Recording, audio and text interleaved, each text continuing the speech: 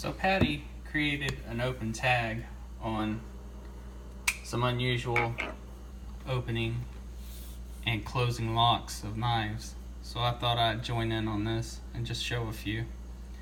I would never show this knife off at any other time just because it's a full-blown clone, although it's a tiny clone. It is a clone.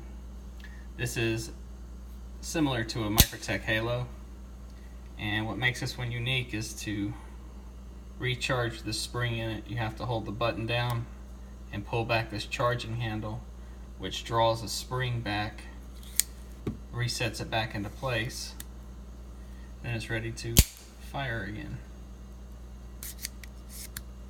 Now, of course, I've got the Big Daddy real deal one here, and it's the same principle. You hold the button, pull the charging handle back, it resets the spring. This is now loose, no spring tension, and she's ready to fire.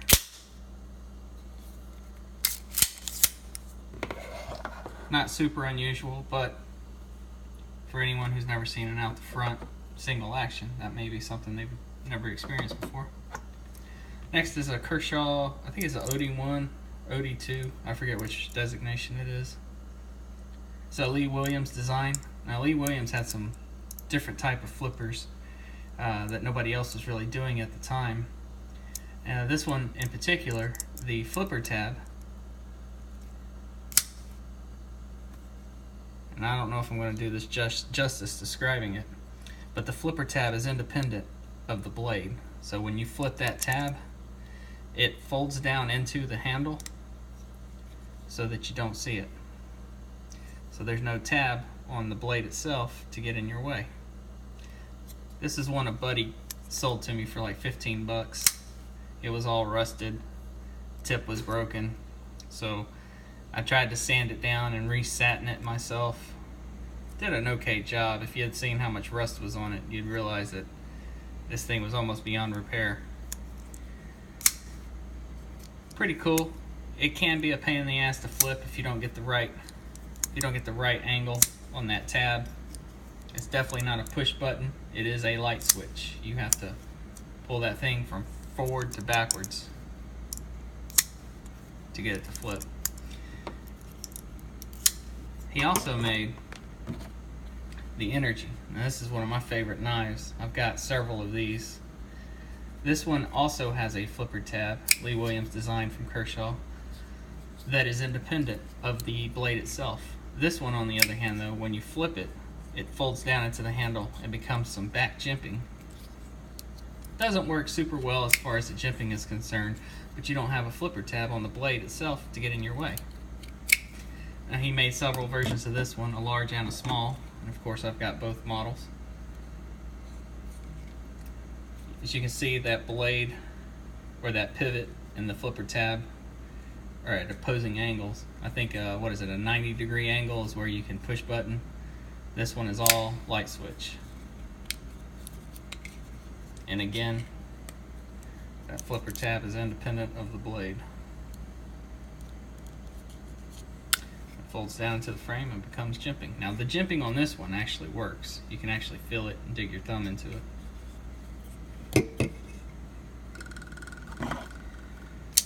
Benchmade. It's a tech lock. This is kind of like a compression lock with a button. They call it the tech lock. So that little liner lock folds over onto the blade and locks it against the stop pin. Now there is a little up and down movement, but it's very slight. It's kind of like a button lock, compression lock, sort of like what Smock Knives is doing with his blades. He's got a compression lock, button lock, very similar. This is one that I fully convexed. Ray from Everyday City Carry has a knife that he was asking about. It's got scratches all along the main bevel. It's telling him one option he could do is convex it, similar to what I've done here. Just convex the whole blade into the main grind. That might be an option for him. Next up, we've got a Camillus lever lock.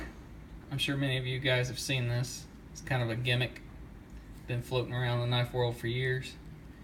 And what you do is you pull back on this lever, and that deploys the blade. And then it's just a regular back lock to unlock it.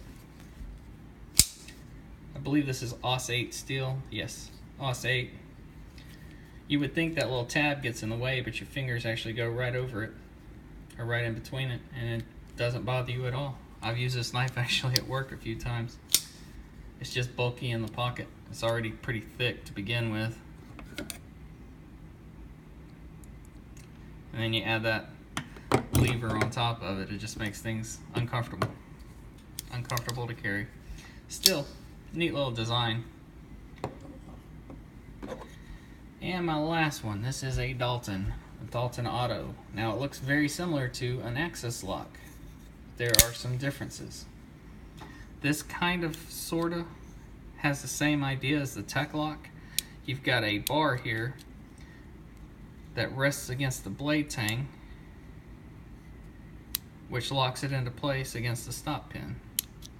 And this whole bar, which is kind of superfluous, but it's there.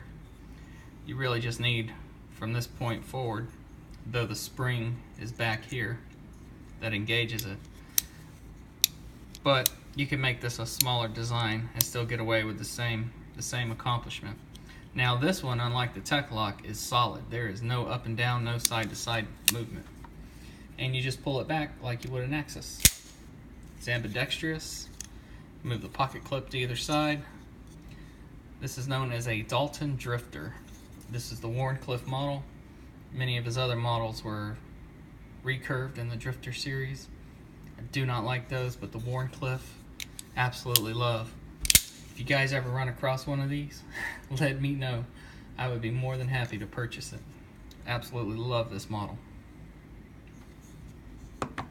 That's pretty much it, guys. Those are most of my strange and unusual locking and opening mechanisms. Tactical Center made a reference to one, how it was a gimmick on one of the CRK, I think it's the Fulcrum knife. And a lot of these opening methods are kind of gimmicky. But in the Energy's case, for example, they actually serve a function. And I can totally get behind that. Now, the Camillus, on the other hand, just makes things big and bulky, and really it's not even needed. You know, it's fun for a gimmick, fun for a conversation piece, but as an actual carry around and use knife, I just don't see much value in having that. However, if you've got issues opening knives two-handed, you can't have autos in your state, nor can you have spring knives. This might be one of those options to get you around the law. So, I mean, there might be a place for it. Alright guys, I appreciate you watching. If you have any questions or comments, as always, leave them below. Y'all have a good one.